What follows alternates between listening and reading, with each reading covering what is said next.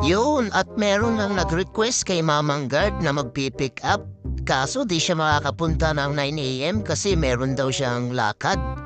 Ika-cancel na sana namin yung pag-pick up. Kaso sulit follower ni Mamang Guard to kaya ginawa natin ang paraan. Ganyan kayo kalakas kay Mamang Guard.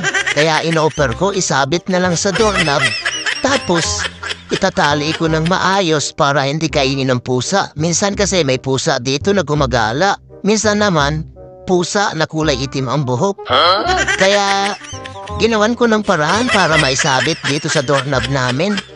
Pasensya na kayo kung stricto si Mamang Guard sa oras ng pag-pick up. Kasi kailangan nyo talagang mag-adjust kasi si Mamang Guard pag out ko ng alas 8, inaayos ko pa lahat ng mga pre-food na pinamimigay ko. Pinapak ko pa isa-isa, nilalagyan ko ng pangalan.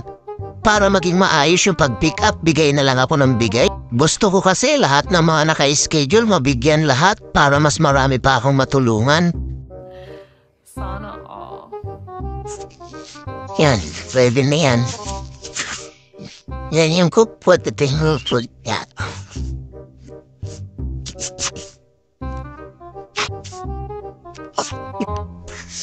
Ba yan? Ikaw na bahala dyan. Uy! Sabi niyo ba lang? Yan, sarado na yung pinto.